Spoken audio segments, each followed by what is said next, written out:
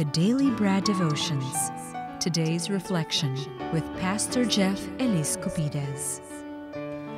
Thursday, 8:38. Narito na po, Pastor Jeff Elis Cupides. Mukhang hindi masyadong busy ang Webes mo, Pastor. Good morning.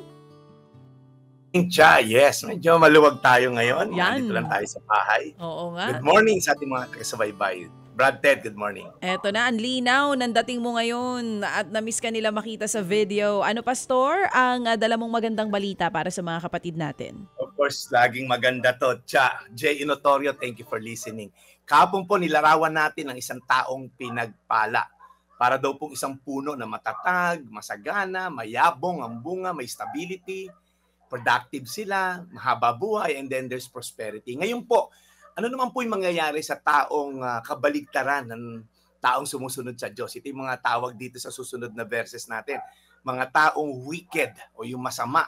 Okay? Pag sinabi pong wicked sa Bible, ito po yung mga tao na talagang tinatalikuran voluntarily. Okay? Sila mismo yung may gusto tumalikod sa Diyos and they are controlled by their passions. Okay? Enslaved po yung mga tao na to sa sin, alipin ng kasalanan, kumbaga. Kaya naalala mo, Ted Archa, yung whistleblower noong araw, sabi, moderate your greed. Hindi po mangyayari yun sa isang taong walang takot sa Diyos. Kasi nga po, ang wicked, they cannot control it. Wala silang lakas gawin yung tama, okay? Kahit alam nila ikasasama ito ng pamilya, ng sarili nila. Kasi nga po, alipin. Pag alipin, wala kang kasarinlan, kumbaga. Kaya ito po yung kasunod na verse. Basahin po natin, Salmo 1, 4-5. Ngunit iba ang mga taong masama. Sila'y parang ipa na tinatangay ng hangin.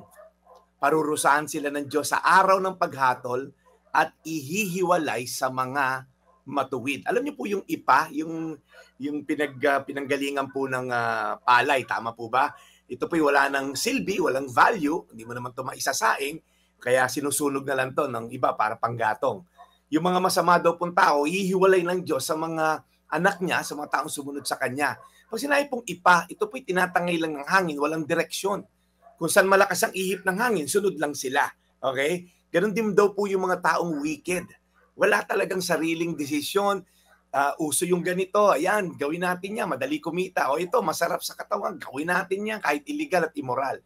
Ang takatakot lang po yung ending. Paparusahan sila ng Diyos, sabi sa verse, sa araw ng paghahatol at ihiwalay sa mga tuwid. Again po, may araw daw po ng paghahatol. Buti na lang may Diyos, ano? Kasi yan po yung hope natin. Sa mga tao pong naka-experience ng injustice. Sa mga tao pong yung nakalaban nyo ay nabayaran, okay? Nakapagbayad, nalusutan ng hustisya, dahil makapangyarihan at may posisyon, may good news po ako sa inyo. Meron pong ultimate judge na maghuhusga sa lahat. Ito po hindi mababribe, nakikita po yung intensyon ng puso at bad news din po para sa mga taong may pag-asa pang magbago. May eternal judgment po naghihintay sa atin.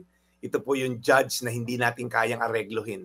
Yung temporal nating kaligayahan ngayon sa lupa sa paggawa ng masama, kapalit naman ng eternal na pagdurusa sa impyerno, sana po wag nating ipalit. Again, Salmo 1:4-5. Ngunit iba ang mga taong masama, mga wicked.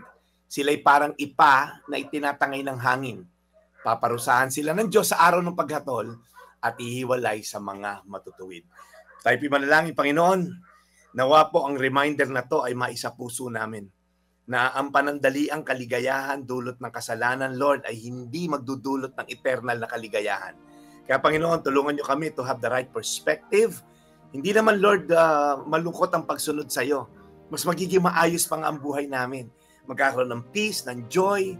Lord, salamat Panginoon, sa pagsunod sa iyo ay merong reward. Dinadalangin namin ng mga taong nasa maling landas ngayon, mga liko ang landas na nakikinig ngayon. Panginoon, turuan niyo po sila ng landas pabalik sa iyo. Tulad ng prodigal son, naghihintay ka upang makabalik sa iyo. Ito po aming dalangin sa pangalan ni Jesus. Amen. Amen. Mahal na Panginoon, maraming salamat po muli sa aming pakikinig. Sa magandang balitang inihatid ni Brad Jeff, Lord, we pray na lagi niyo pong aalagaan si Brad sa kanya pong patuloy na pagmimisyon sa aming pong programa para po maihatid ang magandang balita araw-araw.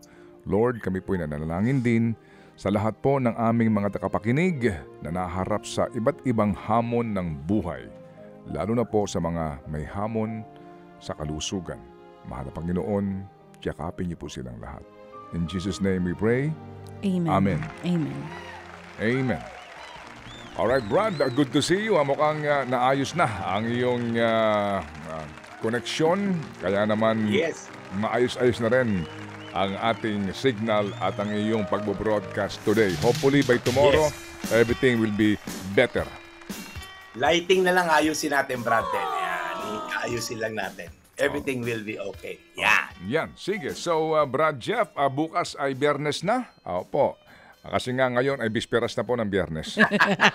One more day to go, baby. Bilis na po. Looking forward. Ganun-ganun lang yon. Biyernes na po bukas. Okay, Brad. Ang bilis ng panahon. So nga, Brad, sige. Ganun-ganun lang yun. Mabilis po ang panahon. Kaya po dapat araw-araw ipamuhay natin sa ikukulwalhati ng Diyos. Amen. Ito po yung daily Brad.